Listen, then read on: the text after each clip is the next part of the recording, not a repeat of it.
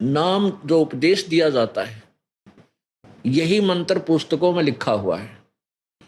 अब हम हमारी पुस्तकों में तो क्लियर हो गया है, इसने कोई और आम व्यक्ति या हमारा ही कोई उपदेशी आगे आप गुरु बन बैठे और ये नाम देने लग जाए, उससे कोई लाभ नहीं होगा, क्योंकि वो अधिकारी नहीं है। अब जैसे कोई नकली पासपोर्ट बना देता है और उसी तरह सारी लाइन लिख देता है, वर्ड शब्द, और साइन अपने कर देता है, तो वो नकली पासपोर्ट है। ड्राइविंग लाइसेंस कोई बनाता है, जो अधिकारी है यदि वो उसके साइन हैं वो बनाता है तो वो बिल्कुल चलेगा, और ऐसा ही ज्यों का जो कोई नकली बना दे अपने साइन कर दे वो नहीं चलेगा। तो इसलिए ईश्वरी जो अधिकारी है उसी से उपदेश और उसी के द्वारा दिया गया उपदेश काम करेगा, अन्यथा नहीं कर सकता। एक समय एक राजा की पत्नी बहुत धार्मिक थी, और वो साथ में ही जब आश्रम था शहर से थोड़ी सी दूरी पर, वहां गुरुदेव के सत्संग सुनने जाया करती थी। अब राजा भी अच्छी आत्मा का था, उसने अपनी पत्नी को मना नहीं किया, लेकिन स्वयं उसका सहयोग नहीं दिया उपदेश आदि लेने में। अब जिस पुण्यात्मा को, जिस भक्तमती को ज्ञान हो गया कि परमात्मा की भक्ति के बिना ये जीव, भले या चाहे राजा है चाहे सेठ है, वो पिछले पुण्य कर्मों से है और वर्तमान में भविष्य की कमाई साधना ठीक नहीं की, तो अगले जन्म में सत्संग वचनों से पता चल जाता है कि नेक्स्ट जीवन उसका बहुत दुखदाई होगा। क्या बताते हैं सत्संग में?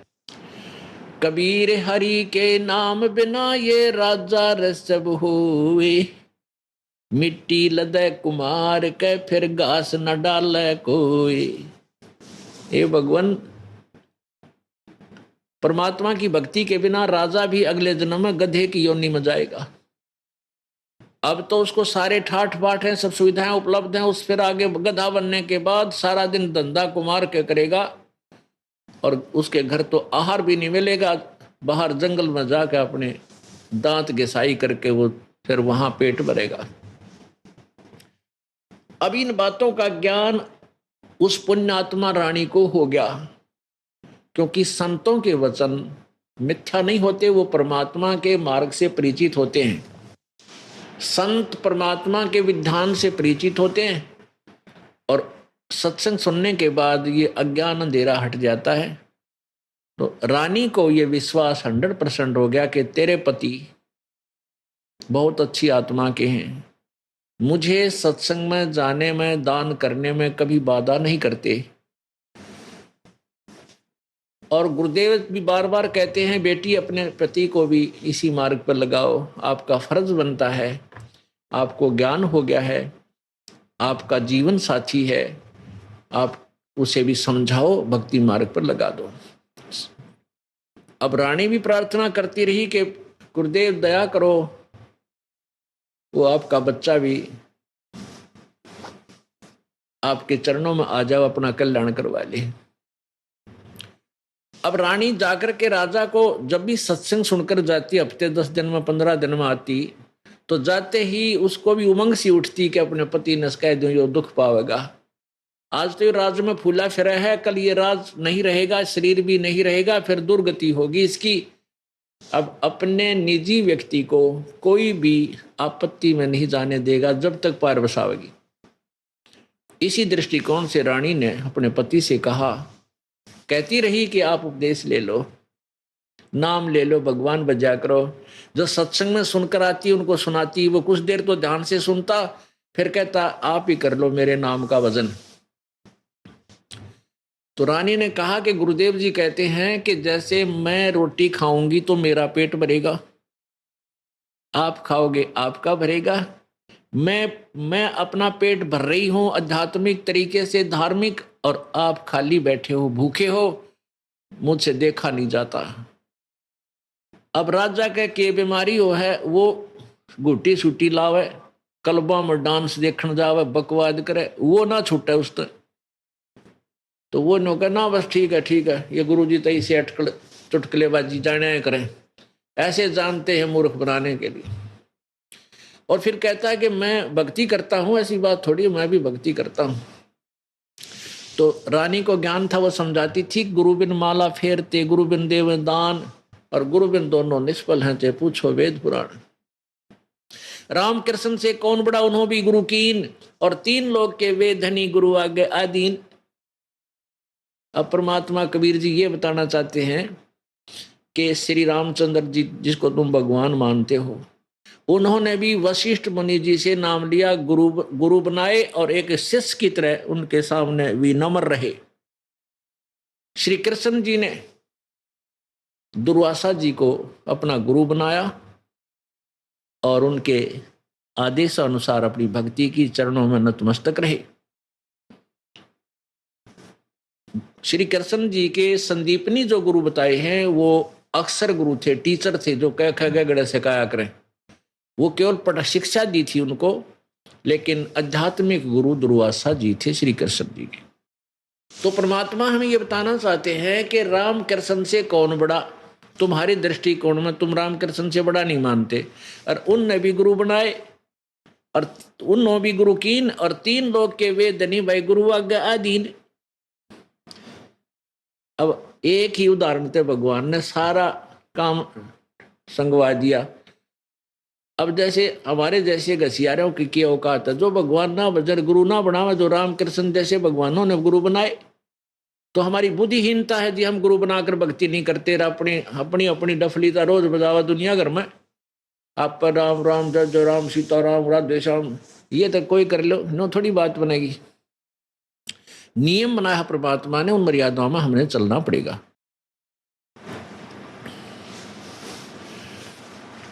तो राजा ने सोचा, रानी तो कसूती पढ़ा दी इसके गुरु ने, हरिया पीछा छोड़े नहीं, रोज कान खाती आकर के।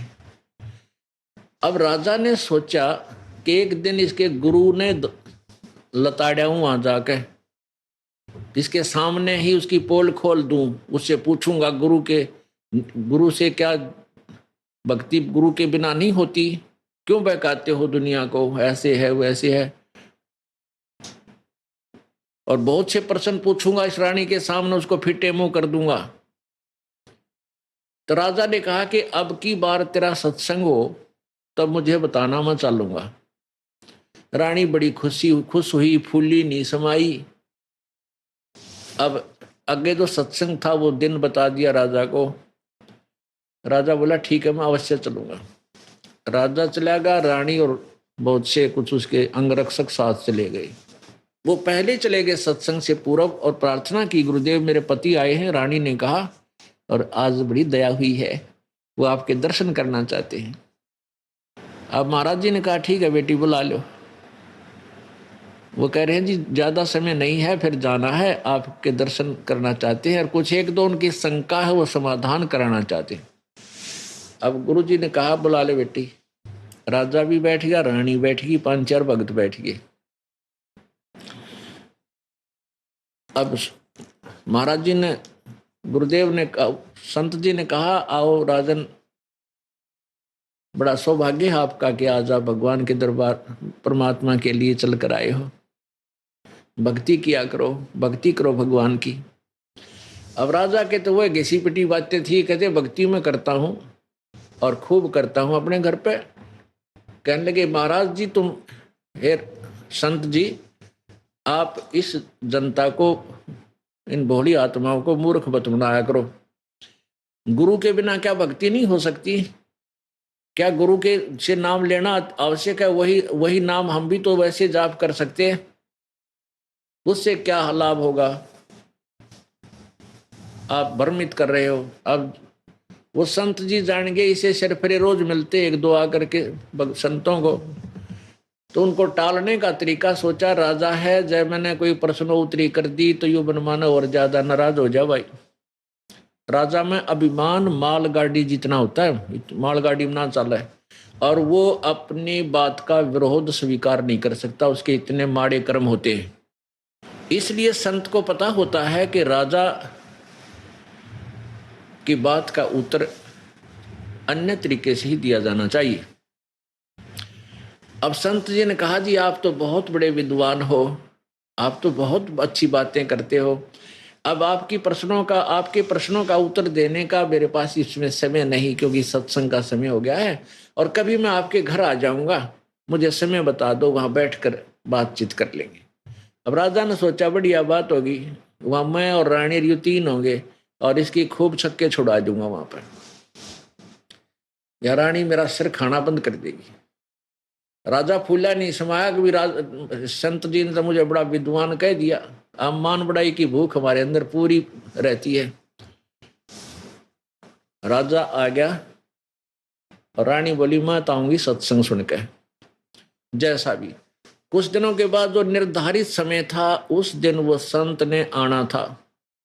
राजा को पता था कि संत आएंगे, राजा भी तैयार था, रानी भी अपने गुरुदेव के आने की खुशी में फूली नहीं समावत थी। बढ़िया भोजन बना रखा, अच्छे बढ़िया बस्तर ला रखे, आसन लगा रखा। तो राजा ने सैनिकों से बोल दिया कि रानी के गुरुदेव का आने देना, रोकना नहीं। उनके साथ एक दो भगत भी था।